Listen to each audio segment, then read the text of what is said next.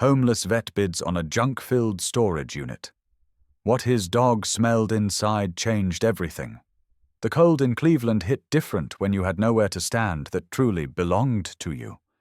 Jack Mercer felt it deep in his bones as he walked along the cracked sidewalk, Rex pacing at his side, the German shepherd's breath forming white halos in the morning air. Snow clung to Jack's beard, already flecked with grey, and his hands were shoved into the pockets of a thrift store coat that had long lost its warmth. Rex stayed close, eyes constantly scanning, a soldier's instincts living inside a dog's body. They had slept under an overpass the night before, tucked behind a pillar where the wind couldn't fully reach them. Rex had slept light, as always, ears twitching to every passing sound. Jack had barely slept at all. But he was here now, standing outside a row of metal storage units lined up like forgotten tombs. Today, a few of them were up for auction. Jack didn't know why he came. Maybe hunger had pushed him. Maybe curiosity. Maybe because when you had nothing, even a pile of junk could mean something. "Place your bids," the auctioneer barked. His voice carried through the frosted air as the roll-up door screeched on its rusty track. Inside the first unit was old furniture. The next, boxes of clothes. The third, someone's entire life packed in broken plastic bins. People argued, pushing forward, whispering numbers. Jack stayed back. He wasn't here to fight over trash. But then the fourth door lifted. That was when everything slowed. The metal rattled upward, shaking loose dust that drifted like ash. The interior was dim, cluttered with busted metal shelves, old newspapers, and a collapsed workbench. Nothing special, nothing valuable. But Rex froze. The dog's ears snapped forward, hackles rising like a wave down his spine. A deep rumble built in his chest, not loud, not meant to scare. It was a warning, a message carved from instinct. Jack felt it before he heard it. "What is it, boy?" he whispered. Rex took one step forward, then another. Nose lifted, drawing in a scent buried somewhere inside the dark clutter. Something was wrong. Jack's heartbeat quickened. He'd learned to trust Rex more than he trusted most people.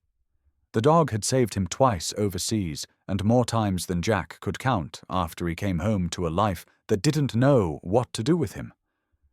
The crowd barely noticed the shepherd's shift, but Jack's pulse hammered as he stared into the unit. There was nothing obvious inside. Just junk. Yet Rex stood rigid, muscles tight, like the air itself had changed. The auctioneer cleared his throat. "Opening bid starts at $10. 10. Jack blinked. He didn't have much, but he had 10. Before he could think, his hand lifted. 10. A couple of bargain hunters looked at him, unimpressed. Someone muttered something about the homeless vet wasting time. But no one raised the price. No one wanted the unit. "Sold," the auctioneer said, banging his clipboard. And just like that, it belonged to Jack. He stepped forward, Rex at his heel. The dog didn't hesitate. He pulled Jack toward the back left corner, weaving through the junk as if following a thread only he could see. "Easy," Jack murmured. But Rex wasn't tense anymore. He was focused, determined. Jack moved a bent metal rack out of the way and saw something underneath, a square shape draped by an old tarp. He tugged the tarp away and revealed a black metal container. Heavy. 3 rotary locks. Government grade. The kind he had seen once, years ago, in a supply bunker where nobody was allowed to ask questions. "What the hell is this?" Jack whispered. A faint chill crawled up his neck. The snow outside suddenly felt warm compared to the cold radiating from the metal box. He pressed a hand to its surface. Solid. Unmarked, except for a scrap of faded labeling that read, Hudson Steel Corp. Restricted Access. Hudson Steel. The same company tied to an explosion decades ago. The same one that had left an entire neighborhood grieving. Rex nudged the box, nose pressing along the seams, then looked up at Jack with an intensity that punched straight through him. There was something inside, something Rex had smelled through metal and dust and time. Jack swallowed. "All right, boy, we'll take it." He dragged the box from beneath the junk, the weight throwing him off balance.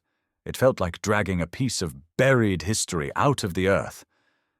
As he stepped out of the unit, he noticed a black SUV parked across the lot. Tinted windows, engine idling. Too clean for this place. Too still. Rex's growl deepened. The SUV didn't move, didn't inch forward, didn't turn away. It just watched. Jack tightened his grip on the box. A tightness began building in his chest, familiar and unwelcome. He wasn't a man who believed in coincidences. Not anymore. The wind cut through the lot. Snow swirled like a silent alarm. And somewhere deep inside, Jack Mercer knew exactly what Rex had sensed moments before the door even opened. Whatever was in this box wasn't junk. And whatever sat inside that SUV, they already knew he had it. The wind knifed across the storage lot as Jack dragged the black metal container out into the open. Rex stayed glued to his side, pacing, sniffing the corners, ears cutting through the silence like radar dishes searching for a threat. The unit itself held nothing but decay. Broken office chairs, rusted toolboxes, waterlogged cardboard splitting at the seams. Someone else might have walked away without a second look. But Rex had led him straight to this box. Not hesitating. Not uncertain. As if the scent inside had pierced through steel. Jack crouched and tried the first lock. It didn't budge. He worked the second one, fingers numbing in the cold. Nothing. The third resisted even harder, like it had fused into the metal over years of abandonment. He sat back, on his heels, breathing a cloud of white. "Whatever's in here," he murmured. "They didn't want anyone getting to it." Rex nudged the box again, then turned toward the parking lot. His tail stiffened. Jack followed his gaze. The black SUV was no longer parked. It was gone. Not driven away loudly. Not announced. Just gone. Jack's heartbeat stuttered once. A small twist of unease tightened his throat. Someone had been watching. Someone who didn't want the attention of the crowd. Someone who had vanished the second Jack took the box. He forced himself to breathe and lifted the container into a battered handcart he'd found behind the unit. It groaned under the weight. Rex walked beside him, stepping wide, guarding the flanks the way he had learned overseas. They left the lot without looking back. The garage Jack called home stood behind a scrapyard on the east side of Cleveland. The building was old brick, cracked like it had survived a small war. Inside there was a mattress, a metal drum for heat, and not much else. But Rex liked the place, and Jack trusted Rex more than he trusted comfort. He pushed the heavy container across the concrete floor. Rex circled it once, then sat like a sentry. Jack tried the locks again, scraped his knuckles, swore under his breath, still nothing. Footsteps approached from outside. Light, quick, familiar. A woman appeared in the doorway. Slim coat, knitted scarf, cheeks flushed from the cold. Emily Hart held 2 paper bags, the smell of warm food escaping through the seams. She stopped as soon as she saw the black container on the floor. "Jack Mercer," she said, eyebrows rising. "Tell me that's not another broken generator someone dumped on you." Jack wiped his hands on his jeans. "Storage auction. Won it with $10. Emily stepped inside. She wasn't just some charity worker. She ran outreach programs across the east side, and she had an uncanny ability to show up right when someone needed help. Jack didn't know if it was instinct or luck, but he appreciated it. "What's inside?" she asked. "No idea. Rex found it." That made her pause. Rex rarely reacted to junk, but whatever he sensed, he wasn't leaving the container's side. Emily crouched, brushing dust off the metal surface. Her fingertips stumbled across faded letters near the latch. She squinted. Hudson Steel Corporation. Restricted. The words hit the room like a falling beam. Even Rex lifted his head. Jack frowned. That means something to you? Emily backed up slightly, her breath catching. My dad worked for Hudson Steel, back before the explosion. The explosion. Jack remembered the headlines from 20 years ago. 5 dead. Blamed on faulty equipment. Company bankrupt in less than a year. The whole story felt wrong even back then. Emily swallowed hard. I was 9. They told us it was an accident, but every family knew something wasn't right. People disappeared. Records vanished. Everything got swept under the rug. Rex rose, tail stiff, and walked slowly around the box. Jack watched him, unease returning. You okay? Jack asked. Emily didn't answer. She had stepped to the corner of the garage, staring at the wall like she was seeing a ghost. My dad used to say Hudson was hiding something. She whispered. I thought it was just a story he told to explain why he worked so many nights. But this box... She motioned to it, voice trembling. This is from the restricted wing. Only upper supervisors had access. Jack didn't like where her voice was going. Emotion sharpened her words, a mix of anger and old fear. What do you think is in it? He asked. Emily shook her head. I don't know, but if it's what I think... Jack, this could be evidence. Real evidence. Before he could respond, Rex suddenly snapped to attention. He faced the open doorway, body rigid, ears stabbing forward. A growl formed deep in his chest, darker and colder than before. Jack grabbed Emily's arm and pulled her behind the metal workbench. Rex never false-alarmed. Outside, gravel shifted. Someone stepped into the yard. Slow, controlled, like a person who expected to be feared. Jack peeked around the brick wall. A man in a tailored wool coat stood at the edge of the scrapyard, too polished for the neighborhood. He scanned the garage like he already knew what he was looking for. Emily's breath hitched. That's Victor Kane, she whispered. He used to oversee Hudson's security team, the men my dad hated. Jack's pulse pounded once, sharp and cold. Kane stepped closer. Rex bared his teeth, but Jack gave a small signal, and the dog held position, silent but coiled. Kane stopped 5 feet from the doorway. He didn't step inside. He didn't need to. His voice was calm. Mr. Mercer, you picked up something today that doesn't belong to you. Jack didn't move. Kane continued, his gaze flicking towards the shadows where Rex waited unseen. Return the box, and this ends quietly.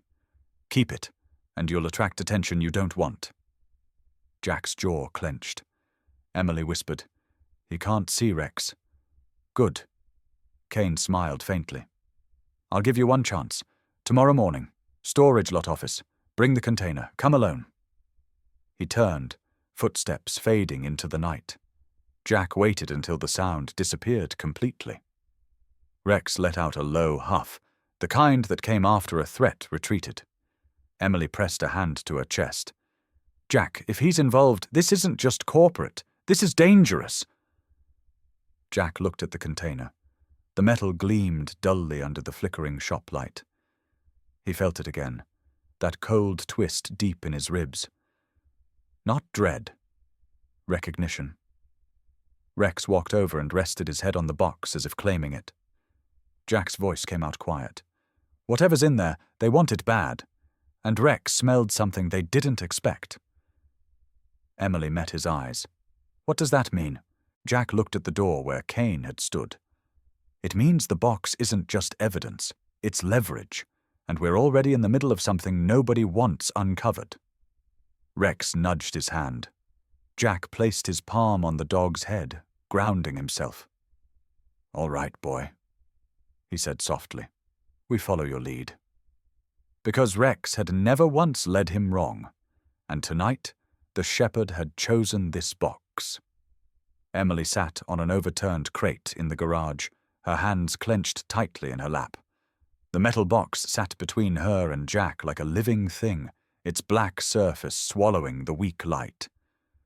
Rex lay beside it, head up, ears rotating to every sound outside. He wasn't resting. He was guarding. Jack leaned against the cold brick wall, arms crossed. "Tell me everything you know about Hudson Steel." Emily exhaled, long and uneven. "My dad, Robert Hart, wasn't just an engineer. He was the lead structural supervisor. He oversaw the furnace rooms, the underground conduits, all the critical systems. He loved that place. Said it was the kind of factory that built America." Her voice softened, tinged with something brittle. "The explosion in '98 was supposed to be a pipe rupture. That's what the company said. Only the blast patterns never matched a pipe failure, and Dad had filed 2 hazard reports the week before. Both went missing." Jack felt the shift in her tone. Not anger. Fear. "You think they silenced him?" he said quietly. Emily nodded. "We didn't even get his personal effects back. They said everything burned." Rex let out a low growl, not aggressive, but alert. Jack glanced at him. Even the dog could feel the heaviness in the room. Emily continued, her voice barely above a whisper. "The night before the explosion, Dad came home late. He told my mom he'd found something underneath the plant, something he wished he hadn't seen. She said he looked scared." Jack felt the floor tilt under him, the weight of her story pressing into the silence. "Emily," he said, "whatever your father found, it's tied to this box." Before she could answer, Rex snapped to his feet. His head jerked toward the garage door. Jack's pulse spiked. He knew that sound. Rex's deep, warning growl meant only one thing. Someone was outside. Emily froze. "Kane!" Jack shook his head slowly. No, he wouldn't come this quietly. Rex's growl deepened. Jack motioned for Emily to stay behind the workbench. As he eased toward the door, shoulders low, steps silent. He peeked through a crack in the rusted metal. 2 men. Not the usual street toughs. These were clean-cut, hard-eyed, and dressed in expensive wool coats, despite the grim industrial yard. Their posture was military, but their expressions were corporate. Killers wrapped in boardroom clothing. One checked his watch. The other scanned the yard like he already knew where Jack lived. They weren't searching. They were waiting. Emily's breath hitched. Behind him. Jack moved back and whispered, "They're not Kane's men, but they're here because of the box." Rex padded to Jack's side. He didn't bark. He didn't lunge. He simply locked onto the door with a stare that could split steel. Jack lifted the garage door an inch. The taller man stepped forward at the same time. Their eyes met through the gap. The man smiled without warmth. "Jack Mercer?" Jack froze. The man lifted his hand slowly, showing he wasn't armed. "We need to talk." Jack didn't open the door further. He let silence answer. The man continued, voice smooth. "You picked up something today, something our employer wants back." Emily whispered, "They know your name." Jack whispered back, "They knew it before they got here." The second man stepped forward, posture stiff. He wasn't smiling. His eyes locked on Rex, who was half visible through the crack. "That the shepherd?" the man asked. "The one Kane reported?" Emily sucked in a breath. "They've been watching the storage lot." Jack felt the room shrink. "Emily, stay behind me." He raised the door another foot, enough for Rex's head to emerge. The shepherd growled low, a sound pulled from the bottom of his lungs. The taller man stepped back instinctively, hand twitching toward his coat. Jack caught the movement. "Don't," he warned. The man steadied himself. "Look, you don't understand what you're holding. That container belongs to Hudson Steel. It contains proprietary material, company property. We're authorized to retrieve it. Jack's voice stayed steady. Hudson Steel doesn't exist anymore. Maybe not on paper, the man replied, but its interests remain. Emily stepped forward despite Jack's outstretched arm. My father died in that explosion. You think you get to claim company property after ruining lives? The second man's expression changed, a flicker of something. Recognition. Hart, he said quietly. You're Robert Hart's kid. Emily stiffened. The taller man shot his partner a hard look, then returned his focus to Jack. Bring us the box and we walk away. No, Jack said. The man smiled again, but the smile didn't touch his eyes. Then things get harder. He nodded once, a silent signal. Both men stepped back, not retreating but repositioning. The taller one lifted a phone, tapped the screen, and spoke into it. Location confirmed. He has the container. Move to phase 2. Jack's stomach tightened. This wasn't a threat. It was a trigger. Suddenly, headlights flared at the end of the yard. A second vehicle rolled in, larger, darker, with its engine rumbling low like a stalking animal. Rex reacted first. He lunged forward, teeth bared, barking so powerfully it vibrated the metal door. Not fear, not warning. A battle cry. Jack grabbed his collar before he tore through the opening.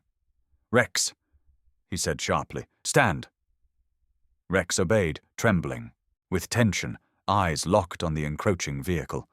Emily's face had drained of color. Jack, what do we do?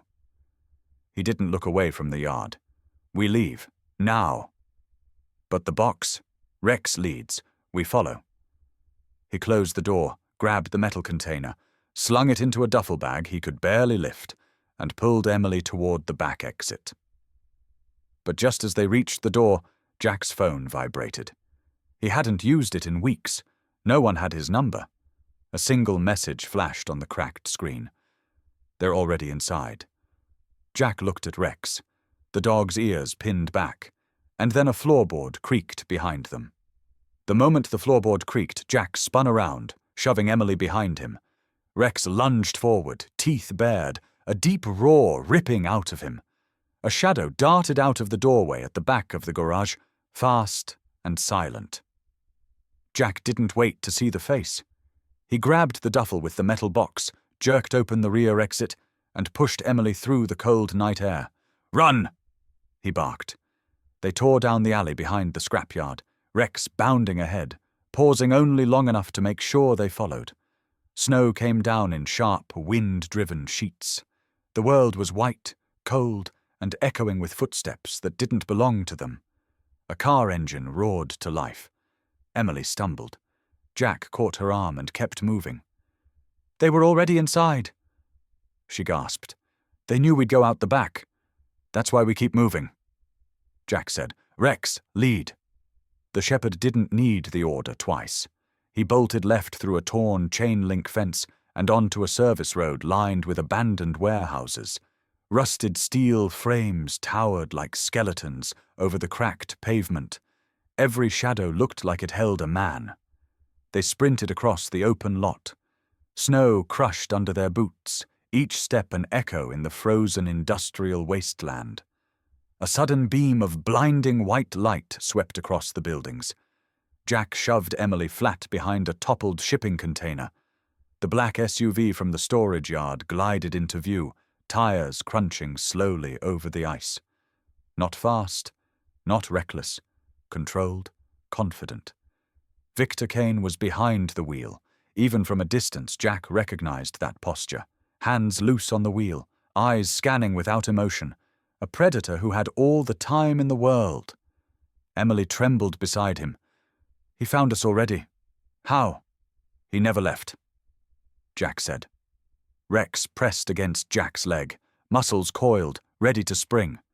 His breath fogged in short bursts, but he didn't bark. He was calculating, waiting for Jack's command. Kane's SUV rolled past them. Then the brake lights flared red.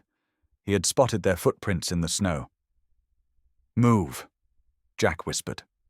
They darted around the container and sprinted toward a row of hollowed-out warehouses. The SUV whipped around, headlights flaring. The engine growled, rising in pitch. Kane was coming straight for them. Jack grabbed the duffel tighter and sprinted, harder. Emily stumbled, but kept up, her breath coming out in sharp, painful gasps. Rex didn't run ahead now. He stayed beside her, nudging her forward, keeping her from falling. They reached a narrow alley between two buildings. Jack shoved Emily inside. The walls rose high on both sides, covered in frost and graffiti. A dead end loomed. "Jack!" Emily choked. "We're trapped!" Rex barked once, a piercing warning. Jack scanned the wall. A rusted ladder led up to a catwalk 20 feet above them. He shoved the duffel onto his back, grabbed the rungs, and hauled himself upward with a strength he hadn't needed in years. "Go, Emily, now!" She climbed, slipping twice, boots sliding on the frozen metal. Jack grabbed her wrist, pulled her up onto the catwalk. Rex jumped. He leaped straight up the ladder opening, claws scrabbling at metal, catching the base railing with his front paws. Jack reached down, grabbed the dog's harness, and hauled him onto the platform moments before the SUV's headlights washed across the alley below. Kane stepped out of the vehicle. Snow swirled around him. He didn't shout. He didn't threaten. He simply looked up at the catwalk with a calm expression that chilled Jack more than the wind. "Mercer," Kane called out, voice smooth. "You can't run a war on borrowed time." Emily whispered, "How does he know your name?" Jack didn't answer. Rex snarled at the man below. Kane smiled faintly. "The container belongs to someone who intends to reclaim it. You're only delaying the inevitable." Jack didn't rise to the bait. He turned and pulled Emily along the catwalk until they reached a shattered window leading into the next warehouse. They slipped through, crunching across broken glass. Inside was pitch black. Rex moved forward first, stepping silently, nose twitching. Jack followed him through the dark, guiding Emily with a hand on her shoulder. Behind them, Kane's footsteps entered the building. They moved faster. Rex led them through a maze of machinery and rusted conveyor belts. Jack knew he couldn't outrun a man with vehicles, resources, and a team. They needed someone who understood this kind of pursuit. Someone who knew how men like Kane operated. Emily suddenly whispered, breathless, "Jack, there's someone I trust." "Who?" "Marcus Lee. He used to be FBI. He's helping with a program for homeless vets downtown. He'll know what to do." Jack didn't hesitate. "Where?" 10 blocks east. Old printing shop." "That's far," Jack said. "Kane's close." Rex barked once, soft but urgent, pushing ahead toward a side exit in the warehouse. They slipped out into another alley.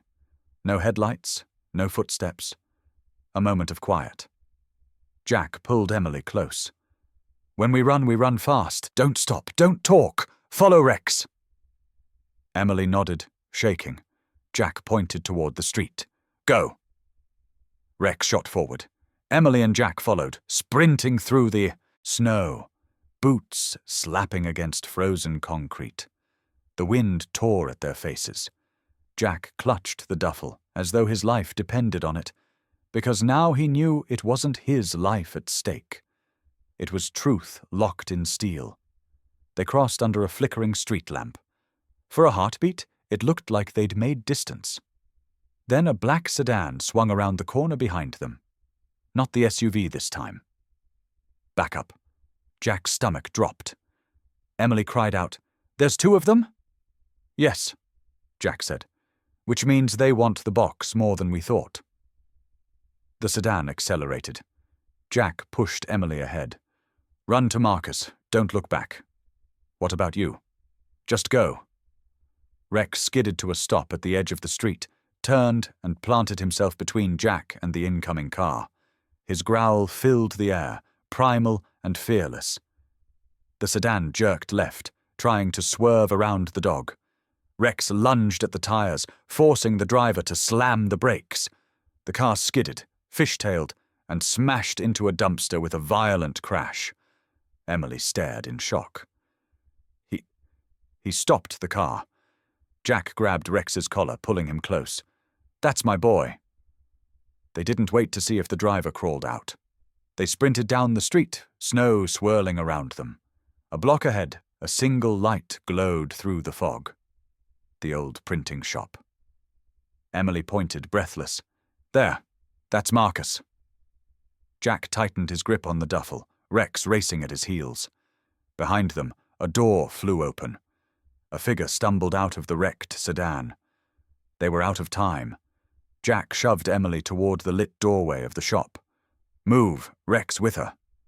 They burst inside, slamming the door behind them. A man in his early 50s stood waiting. Strong build, calm eyes, a presence that filled the room even before he spoke. Marcus Lee took one look at Jack, at Emily, at Rex, then at the heavy duffel. "You brought company," he said quietly. Jack caught his breath, voice low and certain. "We brought trouble." Rex growled at the door. "And it's right behind us." The old printing shop felt like a bunker. Thick brick walls, narrow windows, a single stove in the corner crackling with dry cedar. Marcus shut the blinds without a word, then motioned them toward a heavy steel workbench in the back room. The lights flickered as the snowstorm outside intensified. Jack dropped the duffel onto the table. The metal box thudded inside, colder than the air around it. Marcus studied it for a long moment, running a hand over the clasps. "This isn't standard industrial hardware. These locks are military grade. Somebody didn't want this opened unless they gave the order." Emily swallowed. "Can you open it?" Marcus scratched his beard. "I can try." He pulled out a small metal kit, unfolding it with the deliberate precision of someone who'd cracked open doors the world never knew existed. Thin tools glinted beneath the shop light. Jack stepped back with Rex at his side. The shepherd watched every movement, pupils sharp and alert. The first lock snapped open in 15 seconds. The second took longer. The third made Marcus pause. "This one's rigged," he murmured. "If you force it, it'll melt the hinge, designed to destroy whatever's inside." Emily's breath caught. "They expected someone to steal it." "No," Marcus said quietly. "They expected someone inside the company to betray them." A chill moved through the room. Rex suddenly stiffened. He sat upright, ears high, staring at the metal box. A low rumble grew in his chest. Jack rested his hand on the dog's back. "Easy, boy." Rex didn't blink. Marcus worked with slow, controlled movements. After a tense minute, the third lock clicked. The room fell silent. "All right," he said. "Let's see what someone thought was worth killing for." He lifted the lid. Inside was no gold, no weapons, no cash. Instead, everything looked almost fragile. A bundle wrapped in oilcloth, a leather notebook, a small cassette tape, rolled papers, a binder with a rusted clasp. Emily leaned forward, fingers trembling slightly. "Those are my father's markings. The handwriting, it's his."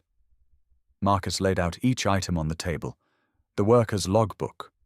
Dates from 1996 to early 1998. Daily reports, some pages torn out, a map, 2 layers, one taped over the other. Beneath the top layer was a blueprint of underground tunnels running beneath Hudson Steel. It wasn't a factory layout. It was a classified testing ground. A ledger. Old but intact. Columns of numbers next to names. Some names underlined, some circled, some crossed out entirely. Emily pressed her hand to her mouth. "My father wasn't just an engineer, he was documenting payoffs." Jack scanned the list. Politicians, inspectors, even fire marshals. Marcus pointed at the cassette. "This is the important one. Whatever's on that tape is the reason that box was buried. But before he could reach for a player, Rex barked sharply, then fixed his gaze on the inside of the box again. His nose pushed against the interior wall, forcing itself under a narrow metal seam. Jack frowned. Something else is in there. Marcus examined the seam with a flashlight. His eyes narrowed. That's a false panel. Rex scratched at it with one paw, then looked at Marcus as if demanding he hurry. All right, Marcus muttered. You're the boss. He pried the seam with a thin pick. A metallic snap echoed across the concrete room. A hidden compartment slid open. Inside lay a small silver microchip, sealed in a waterproof sleeve. Cold, smooth, almost weightless. Marcus held it between two fingers, turning it towards the light. The color drained from his face.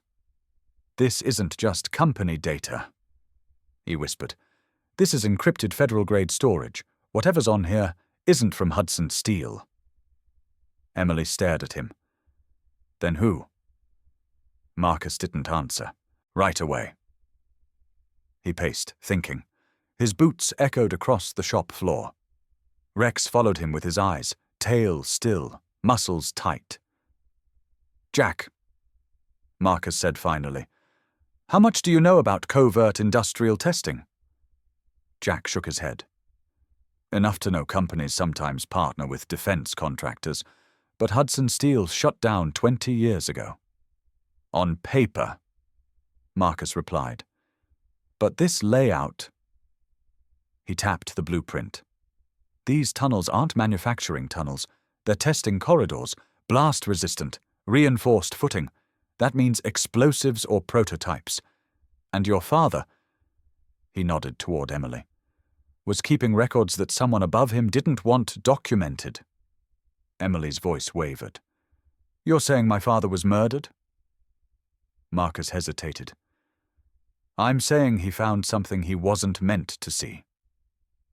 Jack rested his hands on the table. We need to know what's on the chip. That's the problem. Marcus said. This encryption requires access codes from the original system, and the only people who know those codes are either dead or dangerous. Rex suddenly growled, deep and sharp. The hair along his spine rose like a war flag. He backed toward the window, teeth bared. Jack tensed. What is it? Marcus lifted a hand, listening. The storm outside muffled most sound, but there it was, a faint crunch of footsteps in the snow. Slow, careful, deliberate. Emily whispered, Kane. A shadow moved behind the blinds. Marcus cursed under his breath. We need to get these documents out of here. All of them, now. Jack grabbed the map and ledger. Emily took the notebook and tape. Marcus pocketed the microchip.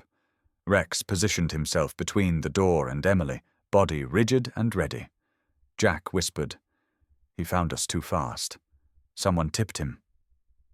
Marcus locked eyes with Jack. Not someone. He nodded at the microchip. That thing has a tracker. Snow still clung to their jackets when Emily pushed open the door to Grace Lynn's law office. The small brick building sat wedged between a shuttered bakery and a pawn shop, almost invisible unless you knew it was there. Inside, the warmth felt unreal, like stepping into a world where danger didn't exist. But Emily's hands shook as she clutched her father's notebook. Grace Lynn, sharp-eyed and calm, stood from behind her desk. Emily, you look like you ran through a war zone. Jack gave a tired half-smile. Close enough. Rex padded in beside him, sniffing the room before settling near the corner. He didn't lie down. He stayed on his paws, ears forward, tracking every breath inside the building. Grace motioned them to sit. Tell me everything. Emily placed the notebook, ledger, and map on the coffee table. My father didn't die in an accident. These were hidden in a storage unit for 2 decades. Someone wants them back. Someone dangerous. Grace scanned the documents quickly, her expression tightening with each line. These names, these payments. If this ledger is authentic, it exposes a criminal conspiracy spanning years. And that cassette. Marcus sat near the window, eyes on the street outside. We found a microchip too. That's what they're really after. Grace's voice dropped. Then we need to make copies. Hide them. Before Jack could answer, the office door opened. Cold air swept in. A man stepped inside with the quiet confidence of someone used to owning rooms. Mid-50s, immaculate suit, silver cufflinks, a smile carved with the precision of a blade. Rex erupted in a growl so deep the walls vibrated. Emily froze. She had seen this man only in news articles and stockholder meetings on local TV. Charles Benton, she whispered. The CEO of Benton Industries, the man who'd bought Hudson Steel after the explosion, the man who'd built an empire on the ashes of her father's workplace. Grace stepped forward, voice icy. You don't have an appointment. He didn't look at her. His eyes stayed on Emily, soft and paternal, as if addressing a frightened child. Emily Hart, I've been trying to reach you. Rex barked sharply, stepping in front of her. Benton's gaze flickered downward, not scared, but irritated that the dog stood between him and his target. Jack rose slowly. You've got a lot of nerve walking in here. And you must be Jack Mercer, Benton said, finally acknowledging him, the veteran who purchased something he wasn't meant to. His smile didn't reach his eyes. I came to offer a solution, a peaceful one. Grace crossed her arms. Get to the point. Benton nodded at Emily. $10 million, tax-free. Today, in exchange for every item you recovered from that storage unit. Emily stared at him. You think I care about money? No, Benton said softly. I think you care about safety. Yours, your friends, that dog's. Jack took a step forward, fists tightening. But Emily beat him to speaking. My father died because he tried to protect the truth. I'm not taking a penny. The mask cracked. Benton's smile vanished, replaced with a cold, amused expression. You're your father's daughter, naive, stubborn, and doomed to repeat his mistakes. He stepped closer. Rex lunged, teeth flashing, stopping only when Jack's voice snapped like a command across the room. Rex, hold. Rex stood still, but the fury in his eyes could have burned through steel. Benton adjusted his cufflinks, unbothered. You have until midnight to reconsider. After that, I'll assume your answer is final. He turned to leave. At the door, he paused, looking back with the calmness of a man placing a bet he knew he'd win. One more thing. In case you think the FBI can help, or the press, or anyone else, understand this. His eyes cut to Emily. Your father wasn't the only one who knew, and he wasn't the only one who paid. Then he walked out. The office fell silent except for Rex's steady growling at the door long after Benton was gone. Emily collapsed into a chair, shaking. Grace knelt beside her. He won't stop now. You humiliated him by refusing. Marcus paced the room. Benton didn't come alone. He never does. Jack's jaw clenched. We need to move. Now. But the moment he reached for the documents, Rex shot to his feet, barking a warning so sharp Jack flinched. The shepherd darted to the back hallway, nose pressed to the thin crack under the exit door. Emily whispered, terrified. Someone's already here. Marcus looked at Jack. He set a trap before he even came inside. Jack grabbed the ledger. Grace took the notebook. Emily held the cassette. Marcus pocketed the microchip. Rex stayed by the back door, muscles coiled. Footsteps scraped softly outside. More than one pair. Slow, cornering. Jack whispered, Rex, find us a way out. Rex didn't hesitate. He bolted across the room, leaping onto a storage shelf and pawing at the ceiling tile. Marcus pushed the desk aside, grabbed the edge, and shoved it upward. A narrow crawl space appeared. Emily climbed first. Jack handed her the documents. Grace followed. Marcus next. Rex leaped up with a strength fueled by instinct, his claws catching the edge, Jack pulling him the rest of the way. Just as Jack pulled the tile back into place, the back door of the law office burst open and Boots stormed in. Emily whispered, breath shaking. "He's hunting us." Jack steadied her. "We've got Rex. We're not going down easy." Crawling through the dark, dusty space above the ceiling tiles, each step creaking beneath them, one truth settled in the cold air like falling snow. Benton wasn't bargaining anymore. He was hunting, and Rex, breathing quietly beside Jack, had already switched roles. He wasn't just the shield. He was the scout. Their only chance of staying alive. Hudson Steel rose out of the snow like a dead giant. The fences were twisted, half swallowed by drifts. Rusted towers leaned at impossible angles, their shadows long and broken under the moonlight. For 26 years, no one had worked here. No heat, no voices, only the memory of the explosion that killed Robert Hart. Emily hugged her coat tight. "I haven't been here since the memorial." Jack scanned the grounds, his breath floating like smoke. "Stay close. Rex will tell us where to go." Rex lowered his head to the snow, drawing in the cold, sharp air. Then he stiffened. A short growl, not fear, warning. "He's picking up scent," Jack whispered. Rex trotted ahead, weaving through collapsed beams and fallen concrete. Every few seconds he stopped, sniffing again, adjusting course. Jack followed his lead without question. This was a battlefield, and Rex was the only creature alive who could read it. Emily whispered, "Someone's been here recently." Jack nodded. "More than one."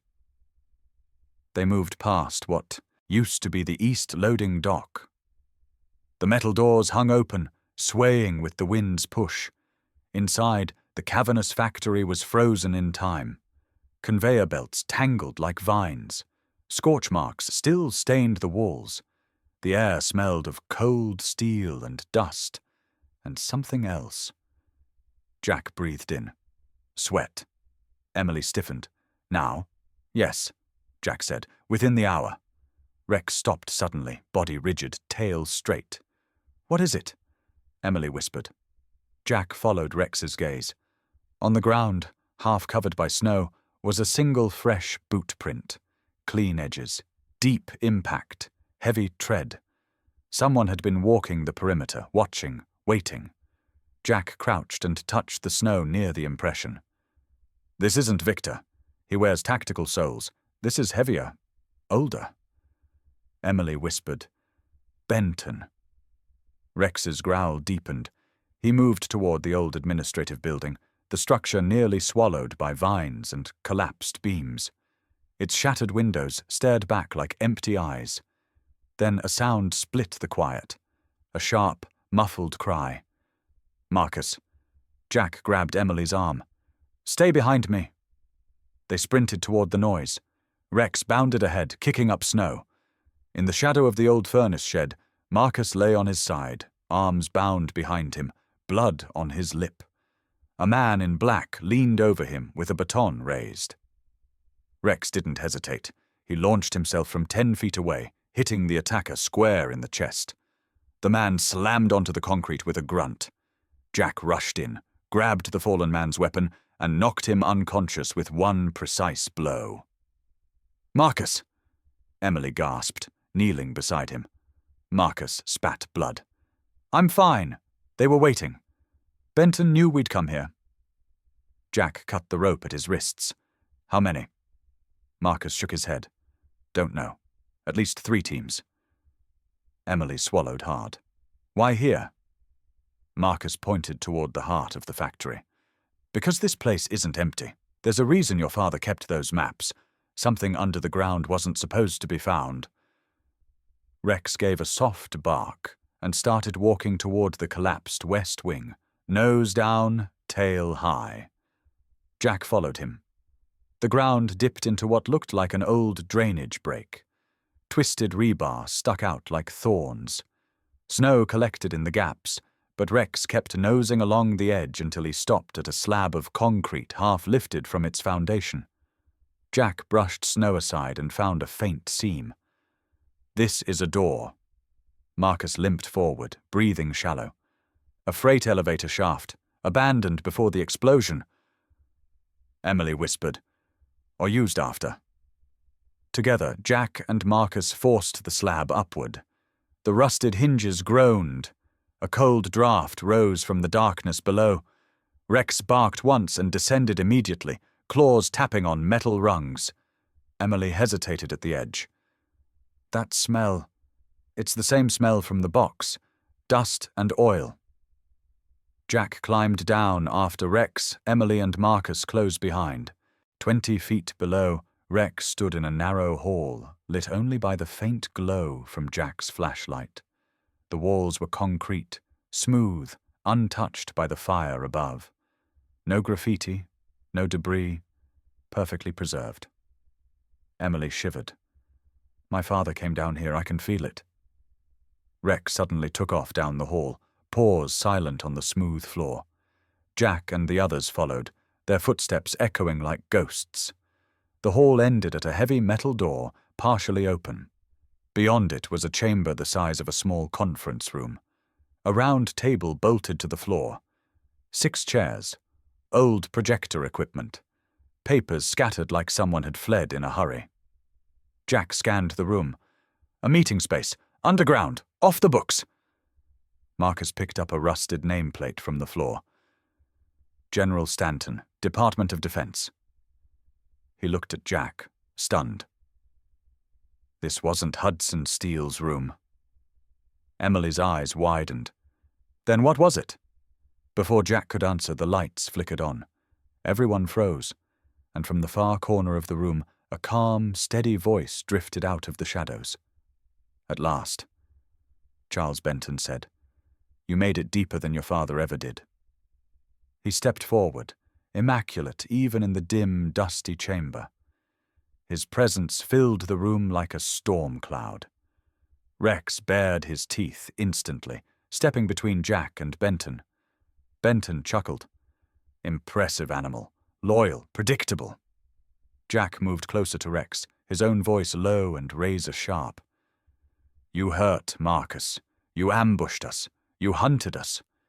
What do you want?" Benton tilted his head. "The same thing your dog wants, the truth." Emily's anger broke. "You murdered my father." Benton raised a brow.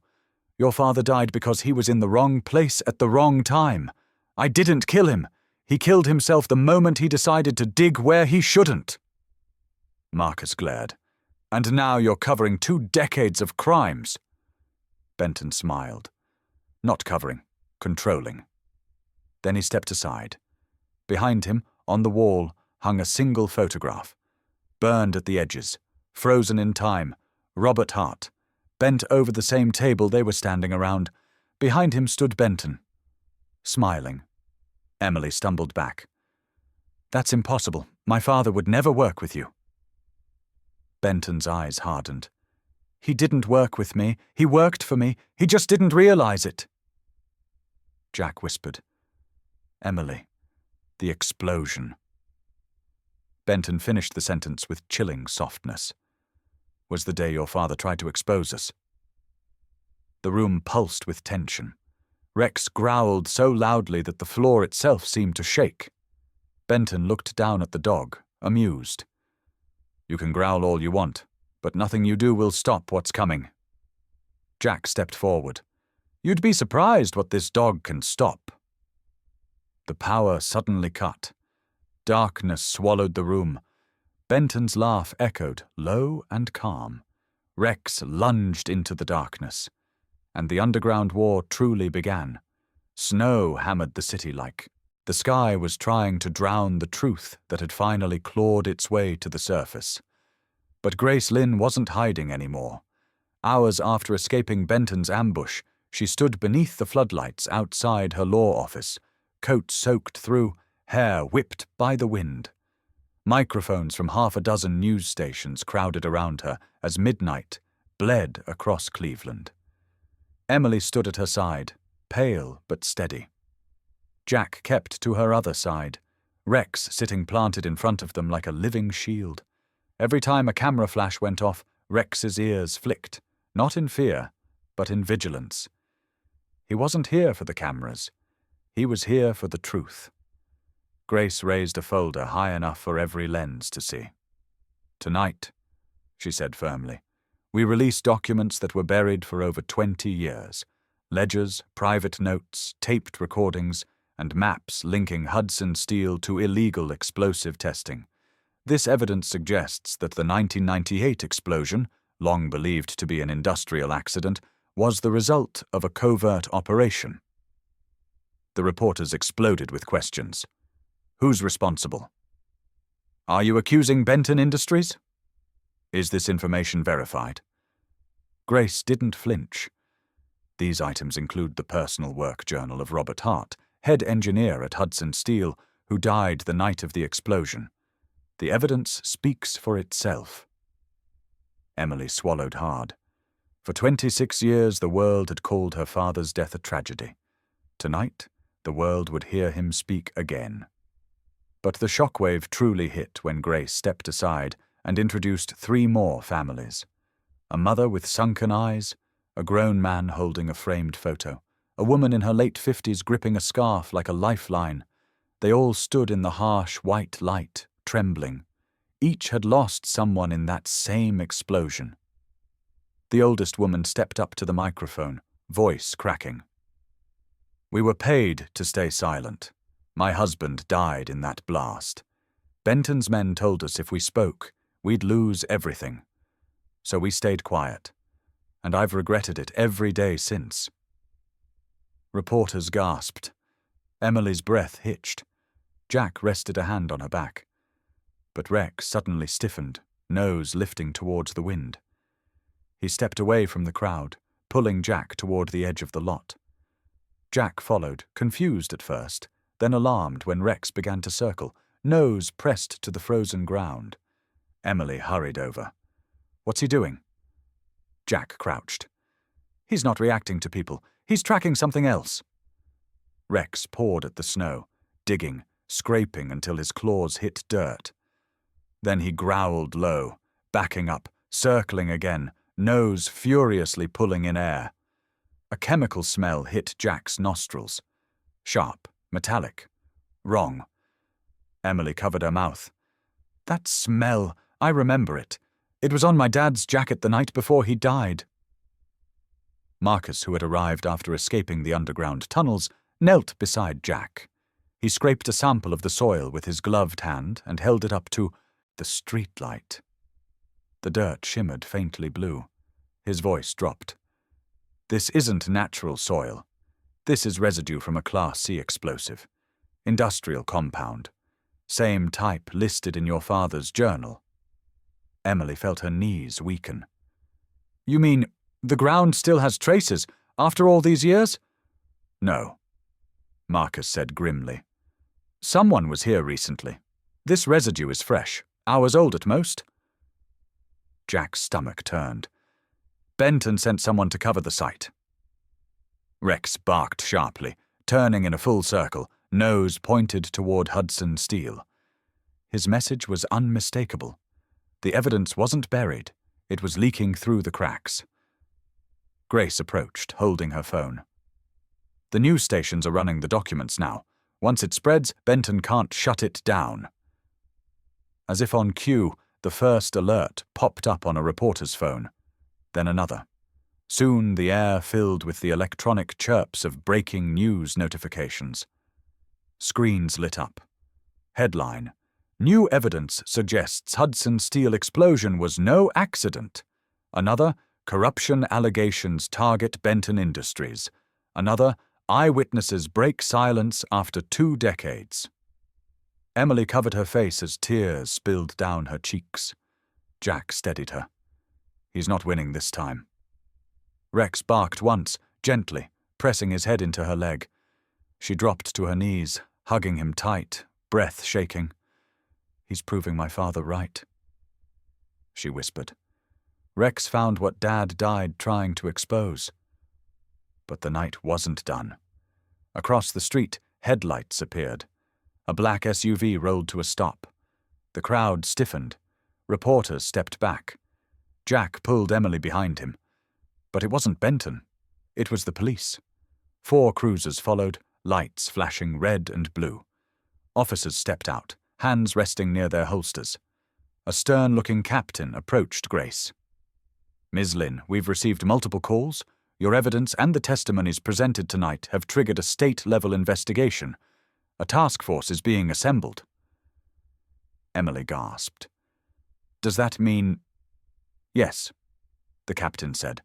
"We're reopening the case of Robert Hart and the Hudson Steel explosion." Grace exhaled for the first time all night. But Marcus wasn't smiling. He looked back toward the dark stretch of road beyond the barricades. "Jack," he said quietly. "Where's Benton?" Jack scanned the shadows. He didn't see a man. He didn't see a car. He saw only Rex, staring into the black distance, ears pointed, body tense, as if sensing a storm long before anyone else. Emily wiped her tears. "He knows he's losing." Jack shook his head. "No, Benton isn't the type to lose quietly." Sirens wailed in the distance as more units approached. The world was finally waking up to the truth. But Rex kept staring into the night, his breath visible in the cold air, his posture warning them all. The truth was rising, but so was the danger. The fall of Charles Benton did not happen quietly. It came like a landslide, sudden and unstoppable once the first stone was kicked loose. And that stone had been Rex, nose pressed to the soil outside Grace Lynn's office, uncovering chemical residue no one could deny. By dawn, the story had spread far beyond Cleveland. By noon, national networks were circling like hawks. And by nightfall, Benton Industries had become a sinking ship. Inside the Attorney General's conference room, tension thickened the air. Bright lights reflected off polished wood. Legal folders lay stacked like ammunition, and a dozen state officials waited in cold silence. Jack stood near the wall with Rex at his feet, Emily beside him, Marcus on the other side. Grace Lynn and her team filled the rest of the space. The door opened. Charles Benton entered, looking nothing like the king of industry who once controlled half the city. His suit was immaculate, but the hands that smoothed the lapels trembled. His face carried the stunned fury of a man who had spent decades untouchable and could not comprehend how that era had vanished in a single night. Behind him walked 2 lawyers, and a young man Jack had never seen before. Not tall, not imposing, but he carried himself with a quiet strength. His hair was neat, his expression pale but determined. He looked barely 30. Emily leaned close. "Who is that?" Grace answered without taking her eyes off Benton. "His grandson, Evan Benton." Jack studied him. The young man kept his distance from his grandfather. He wasn't defiant, but he wasn't standing with the old man either. The Attorney General sat at the table, voice firm. "Mr. Benton, before we proceed, you should know we have corroborating testimony from multiple internal sources, some anonymous, some not." Benton scoffed. "Anonymous cowards with grudges. I built this city." "No," Emily said sharply, unable to stay silent. "My father built it, and you buried him under it." Rex lifted his head, as if seconding the statement with his eyes locked on Benton. The Attorney General pushed forward a document. "Here is the settlement agreement. It includes a full public admission of wrongdoing, a permanent forfeiture of your leadership at Benton Industries, the establishment of a compensation trust, and unrestricted rights to the Hudson Steel property transferred to Emily Hart." Benton's jaw clenched. "You expect me to destroy my own name because of a few dusty papers and a rebellious woman with a wounded past?" Jack stepped forward, voice low but razor sharp. It wasn't papers. It was a man, her father, and others. You made them expendable. Rex growled, deep and steady. Benton glared at the shepherd. Get that animal away from me. Jack didn't move him. He's closer to the truth than you've ever been. Everyone in the room froze when a new voice spoke quietly. Grandfather, sign it. The room turned toward Evan Benton. Even Charles Benton seemed shocked. You stay out of this. You don't know what's at stake. Evan stepped forward, hands trembling but voice firm. I know exactly what's at stake. I've seen the documents, the ones buried in the corporate archive, the ones you ordered destroyed. He looked at Emily. Your father was right. My grandfather knew the explosion was coming. Hudson Steel wasn't an accident. It was a test run for an explosives contract my grandfather hoped to secure. They cut corners. Your father objected. That made him a liability. Emily's breath caught. Jack steadied her. Grace lifted her chin. Are you willing to provide sworn testimony? Evan nodded. Yes. Benton slammed a fist on the table.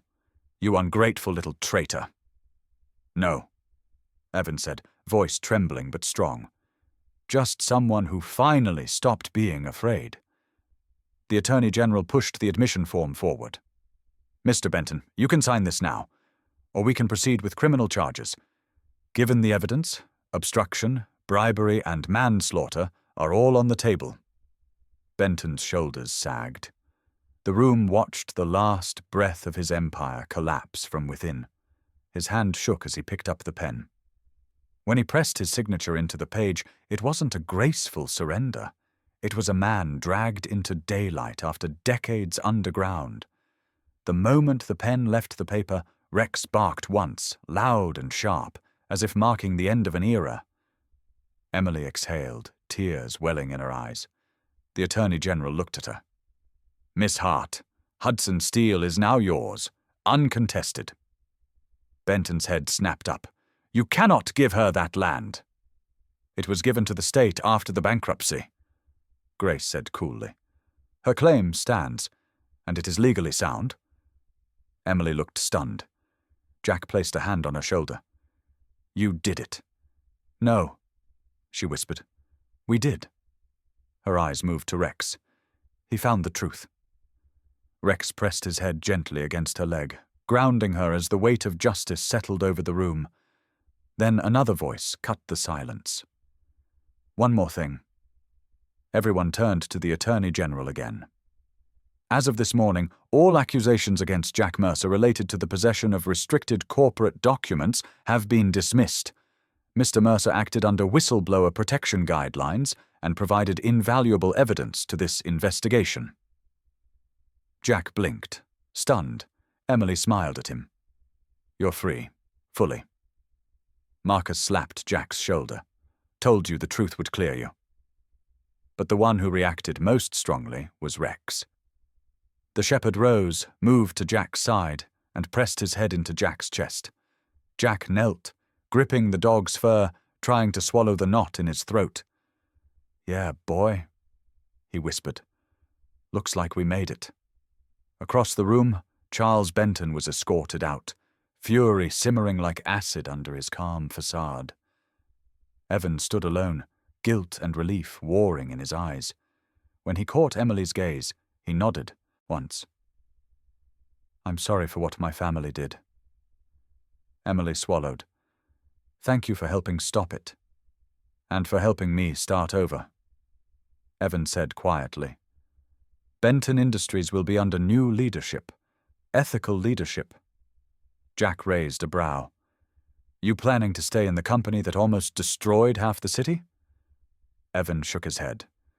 No, I'm turning it into something better. Emily gave a faint, hopeful smile. Maybe Hudson Steel isn't just a crime scene anymore. Jack rose, Rex at his side. Then let's rebuild it right. And as they walked out of the conference room into the cold afternoon light, the city buzzed with headlines, sirens, and the sound of an empire falling. But Jack felt something else. something he hadn't felt in years. Hope. Rex trotted beside him, chest high, eyes alert, ready for whatever came next. The old world had collapsed. Now it was their turn to build a new one. Spring returned to Cleveland like a slow breath after a long-held silence. Snow melted off the steel bones of the old Hudson plant, revealing foundations that once carried secrets but now held something entirely different. Rebirth. The Hudson Community Renewal Project rose from the rubble day by day. What had been a wasteland of rust, broken brick, and memories of betrayal transformed into a place filled with life. Playgrounds, low-income housing renovated out of the old administrative wing, a community center for job training. And at the heart of it all, a new building with glass walls and a clean white sign, Veterans Resource and Wellness Center. Dedicated to Robert Hart, and all who served Emily had insisted on that. She said it connected the past to the future in a way nothing else could. Jack walked the grounds every morning, Rex trotting faithfully at his side. He wore a clean work jacket with a stitched patch reading Hudson Renewal Grounds and Security.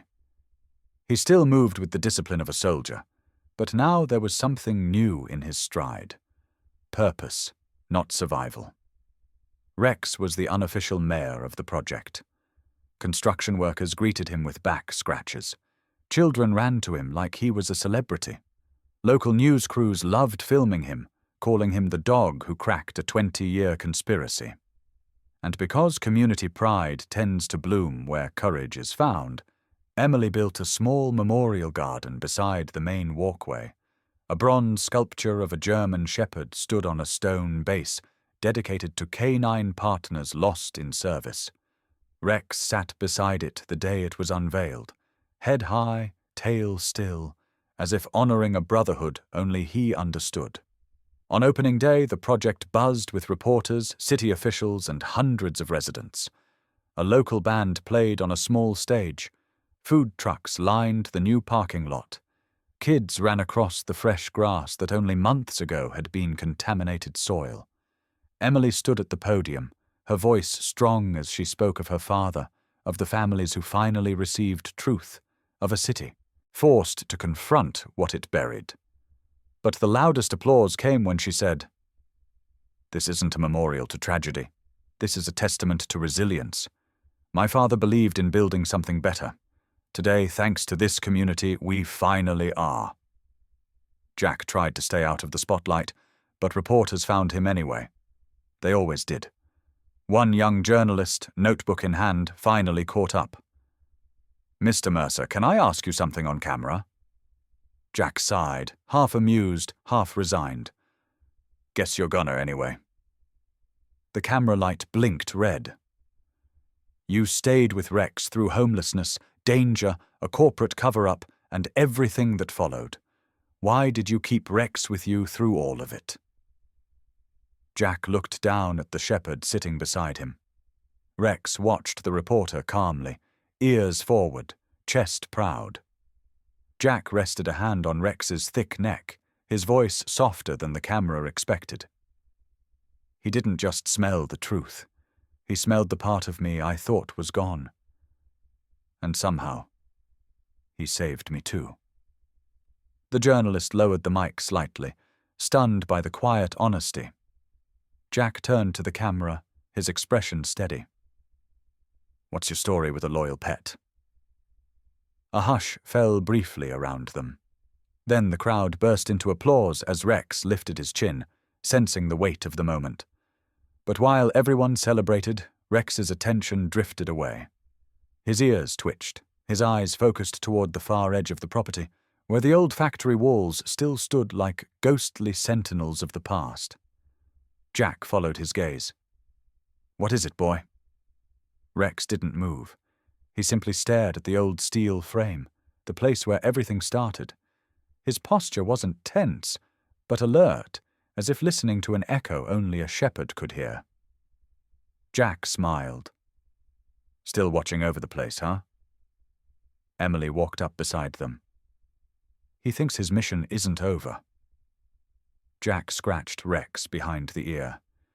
Maybe it never is. Behind them, the crowd gathered as a plaque was unveiled near the memorial garden. It read, "In honor of truth-seekers, whistleblowers, veterans, and the loyal companions who walk beside them." As the sun dipped behind the rebuilt walls of Hudson Steel, Jack felt something shift inside him. Peace, yes, but also a lingering spark of responsibility. Legacy didn't just sit in stone, it lived in choices, in courage, in loyalty. Rex nudged his leg gently, as if telling him the world still needed watching. Jack chuckled under his breath. "Yeah, I hear you." The camera crews packed up. The speeches ended. Families explored the playground. Children tugged at Rex's fur, and he accepted every hand with patient dignity. Jack looked at Emily, Marcus, and the crowd. "Think this place will last?" Emily nodded. "If Rex keeps an eye on it, absolutely." The shepherd gave a single, approving bark. As twilight settled, Jack turned toward the camera one last time, voice calm and warm.